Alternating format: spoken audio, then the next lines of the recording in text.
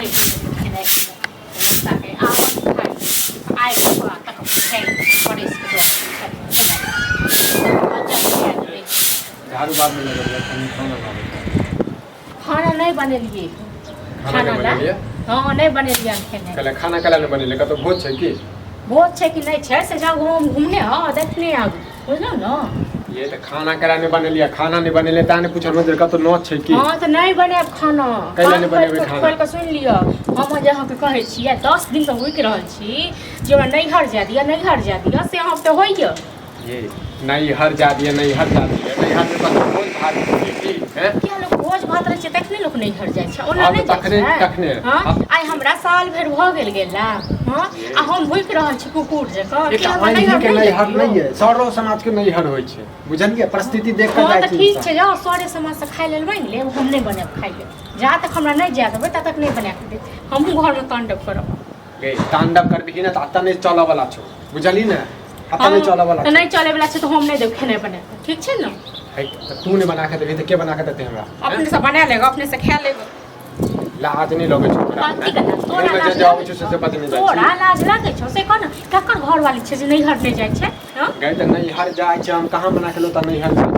समय पर होय छै समय पर जाय जरूरी छै हमरा जे नहीं हर जेकर नहीं हर में छोट भाई बहिन नहीं रहते कोनो काज परोजन नहीं हेते लोग नहीं हट दिया देते की हां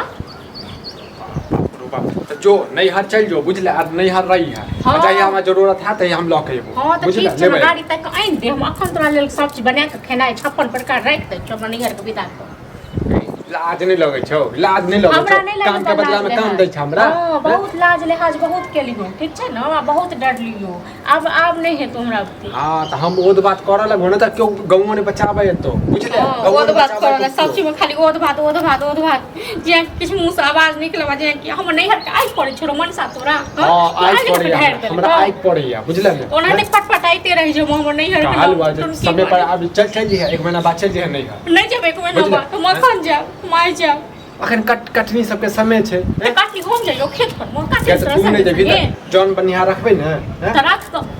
हम खाना के बनेते तू अपने बनै तू तो अपने छाक ने मर को मोग साथ मुगी के साथ हां हम मौगी छियै हम मौगी छी तू मनसा जा जाते तू हमरा शासन करे छ तते लोक सास नहीं करे छ ननद नहीं करे छ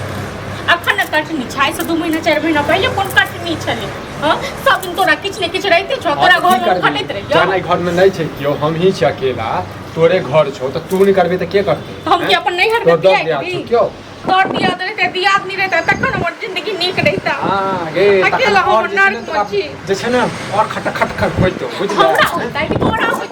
तोरा बहुत चाल छ छुने जका सेंस नहीं पड़े छै तका जे सासो जका से रहते हैं तका लोग की करता बात लग करे छै नहीं हर के खातिर हमरा 10 टा गाठ में दे हर के खातिर 10 टा गाठ नहीं दे नहीं इनकर हम पूजा करिए खाना बना के दिया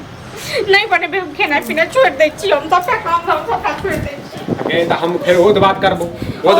नहीं बना के दबो तोरा जे कर चूज कर ले त ठीक छै करे छ तोरा माय बाप के फोन बुझले आ कहबो छ ल जो अपना बेटी के फोन करबी कि कहियो पूछै छी फोन कर